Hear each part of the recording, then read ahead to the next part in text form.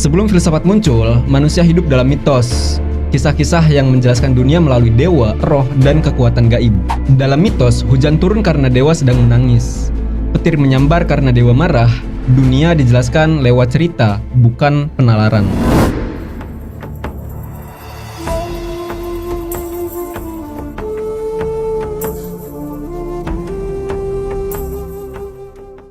Ribuan tahun lalu, sebelum ada internet, buku, bahkan sebelum manusia mengenal tulisan, saat itu satu-satunya alat berpikir yang dimiliki manusia hanyalah rasa ingin tahu. Di suatu malam, anggaplah manusia kuno menatap langit, melihat bintang-bintang yang bertebaran, lalu bertanya, mengapa semua ini ada? Pertanyaan sederhana itu, mengapa, adalah benih pertama dari sesuatu yang kelak kita sebut sebagai filsafat, dari kata Yunani, philosophia, yang berarti cinta akan kebijaksanaan. Dari rasa ingin tahu, lahirlah dorongan untuk memahami dunia. Bukan hanya dengan keyakinan atau tradisi, tetapi dengan pikiran yang sadar dan kritis. Kelahiran filsafat tidak terjadi tiba-tiba, ia lahir dari rahim peradaban, dari pergulatan panjang manusia melawan ketidaktahuan. Sebelum filsafat muncul, manusia hidup dalam mitos. Kisah-kisah yang menjelaskan dunia melalui dewa, roh, dan kekuatan gaib. Dalam mitos, hujan turun karena dewa sedang menangis. Petir menyambar karena dewa marah. Dunia dijelaskan lewat cerita, bukan penalaran. Mitos memberi makna, tapi bukan penjelasan. Ia hanya menenangkan rasa takut, tapi tidak menjawab rasa ingin tahu. Dan ketika manusia mulai mempertanyakan mengapa dewa bisa marah atau mengapa alam mengikuti pola tertentu, disitulah revolusi pertama dalam sejarah pikiran dimulai. Sekitar abad ke-6 sebelum Masehi, di sebuah wilayah bernama Ionia, yang kini menjadi bagian dari Turki, lahirlah generasi manusia yang berani berpikir berbeda. Mereka tidak lagi puas dengan jawaban mistis. Mereka ingin tahu apa yang sebenarnya terjadi di balik segala sesuatu. Tokoh pertama yang sering dianggap sebagai bapak filsafat adalah Thales dari Miletus. Ia hidup sekitar tahun 624 hingga 546 sebelum Masehi. Thales bertanya, apa hakikat dari semua yang ada? Dan ia menjawab, air. Bagi kita sekarang, ini terdengar sangat aneh, tapi saat itu jawaban Thales adalah langkah besar. Ia bukan lagi mencari penyebab pada dewa, melainkan pada sesuatu yang nyata, yang bisa dilihat dan diamati. Air menurutnya bisa berubah menjadi uap, menjadi es, menjadi awan, namun tetaplah air. Dari situ lahirlah konsep bahwa ada substansi dasar atau ark dari segala sesuatu. Thales membuka pintu, setelahnya banyak pemikir lain melangkah masuk. Ada Anaximander, muridnya, yang berpendapat bahwa asal mula segalanya bukan air, melainkan sesuatu yang tak terbatas. Ia menyebutnya apeiron. Lalu Anaximenes yang berkata bahwa segalanya berasal dari udara. Dari mereka, kita melihat bahwa filsafat sejak awal bukan sekedar mencari jawaban, tapi juga berani berbeda pendapat.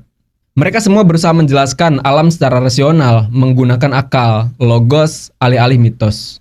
Disitulah kita melihat pergeseran besar dari mitos ke logos. Inilah revolusi pemikiran pertama dalam sejarah manusia. Kemudian muncul Heraklitus yang mengatakan bahwa segalanya selalu berubah. Kita tidak bisa mandi di sungai yang sama dua kali. Sementara Parmenides sebaliknya mengatakan bahwa perubahan hanyalah ilusi. Bagi dia, yang ada akan selalu ada. Dua pandangan yang berlawanan ini menandai lahirnya konflik ide, sesuatu yang menjadi ciri khas filsafat hingga kini, yaitu perdebatan rasional tentang kebenaran. Dan dari perdebatan itulah muncul generasi baru yang kemudian menjadi filsuf besar, Socrates, Plato, dan Aristoteles yang membawa filsafat ke puncak kejayaannya di Yunani. Socrates yang hidup di abad ke-5 sebelum Masehi tidak menulis buku apapun. Ia berkeliling Athena, berdialog di pasar, mengajukan pertanyaan sederhana tapi tajam, apa itu kebaikan, apa itu keadilan, dan ia tidak memberi jawaban, melainkan menggiring lawan bicaranya untuk berpikir sendiri. Metode itu disebut sebagai dialektika atau lebih spesifik metode Sokratik. Ia percaya kebijaksanaan sejati datang dari kesadaran bahwa kita tidak tahu apa-apa. Muridnya Plato menuliskan gagasan Socrates dalam bentuk dialog. Dalam karyanya Republik, Plato menggambarkan dunia ide, bahwa segala yang kita lihat hanyalah bayangan dari bentuk yang sempurna di dunia ide. Bagi Plato, kebenaran bukan di dunia nyata, melainkan di dunia gagasan. Lalu Aristoteles, murid Plato, menentangnya. Bagi Aristoteles, kebenaran justru ada di dunia ini, dalam kenyataan yang bisa kita amati. Ia mencatat, mengklasifikasi, dan merumuskan logika formal. Ia ingin memahami alam sebagaimana adanya. Dari pemikiran Aristoteles, lahirlah dasar logika, etika, dan ilmu pengetahuan modern. Nah, tiga tokoh ini, Socrates, Plato, dan Aristoteles, menjadi pondasi utama bagi cara berpikir Barat selama berabad-abad. Mereka membentuk cara manusia memahami dunia melalui akal, argumen, dan pengamatan. Namun, perjalanan filsafat tidak berhenti di Yunani. Ketika peradaban Yunani runtuh, warisan intelektual mereka diteruskan oleh dunia Islam. Di Baghdad sekitar abad ke-9 Masehi, berdiri Bait al-Hikmah atau House of Wisdom, tempat para cendekiawan menerjemahkan karya-karya Yunani ke dalam bahasa Arab. Tokoh-tokoh seperti Al-Farabi, Ibnu Sina, dan Ibnu Rushd menggabungkan filsafat Yunani dengan ajaran Islam. Mereka tidak hanya menerjemahkan, tetapi juga menafsirkan. Ibnu Sina misalnya membahas hubungan antara akal dan wahyu, sementara Ibnu Rushd berpendapat bahwa tidak ada pertentangan antara filsafat dan agama, karena keduanya mencari kebenaran dengan cara yang berbeda. Dari dunia Islam inilah filsafat kembali masuk ke Eropa melalui Andalusia, wilayah Spanyol Muslim pada saat itu. Ketika Eropa memasuki abad pertengahan, filsafat berada di bawah bayang-bayang teologi. Gereja menjadi pusat kebenaran, namun beberapa pemikir seperti Thomas Aquinas mencoba menjembatani iman dan akal. Ia berusaha menunjukkan bahwa kebenaran agama bisa dijelaskan lewat filsafat Aristoteles. Meskipun demikian, pada masa itu berpikir bebas bisa beresiko besar. Lalu datang masa Renaissance, sekitar abad ke-14 hingga ke-17. Dunia barat mulai bangkit dari kegelapan dogma. Manusia kembali menatap dirinya sendiri, bertanya dan ingin tahu. Manusia adalah ukuran segala sesuatu, kata Protagoras dari zaman Yunani, dan gagasan itu hidup kembali. Filsafat pun berubah arah. Ia tak lagi hanya membahas hakikat alam, tapi juga hakikat manusia.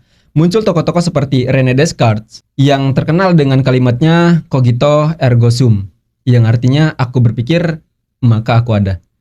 Dari Descartes, lahirlah pandangan baru bahwa kesadaran diri adalah dasar dari segala pengetahuan.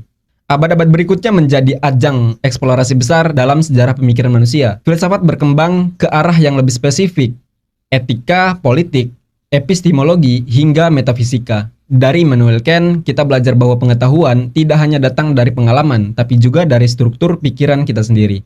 Dari Karl Marx, kita mengenal filsafat materialisme yang menyoroti hubungan antara pikiran dan kondisi sosial ekonomi. Dari Nietzsche, kita mendengar seruan yang mengguncang dunia. Tuhan telah mati, bukan dalam arti literal, tapi simbol runtuhnya nilai-nilai lama dan lahirnya kebebasan berpikir baru. Nietzsche mengajak manusia untuk menjadi Übermensch, manusia unggul atau manusia super yang menciptakan nilainya sendiri. Kemudian masuk ke abad 20. Di sini, filsafat semakin beragam. Ada eksistensialisme yang menyoroti kebebasan dan kecemasan manusia seperti dalam karya Jean-Paul Sartre dan Albert Camus. Ada positivisme logis yang ingin membuat filsafat seilmiah mungkin. Ada juga postmodernisme yang menggugat semua klaim kebenaran mutlak. Namun, di balik semua perbedaan itu, satu hal yang tetap sama. Filsafat adalah usaha manusia untuk memahami dirinya dan dunia. Ia bukan tentang menemukan jawaban final, melainkan tentang keberanian untuk terus bertanya. Di zaman modern ini, filsafat kadang dianggap tidak relevan. Orang lebih tertarik pada teknologi, ekonomi, atau hal-hal yang bisa langsung menghasilkan. Tapi sebenarnya, di balik setiap kemajuan teknologi pun, ada pertanyaan filosofis yang mendasarinya. Ketika kita berbicara tentang kecerdasan buatan, kita sedang bertanya, apa sih itu kesadaran? Ketika kita membahas privasi digital, kita sedang membicarakan apa itu kebebasan. Nah, filsafat tidak pernah benar-benar hilang.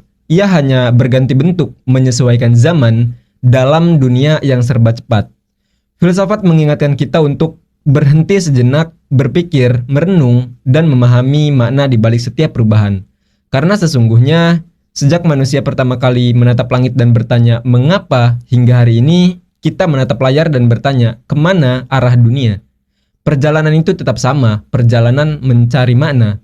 Dan disitulah filsafat lahir, tumbuh, dan terus hidup di dalam rasa ingin tahu yang tidak pernah padam.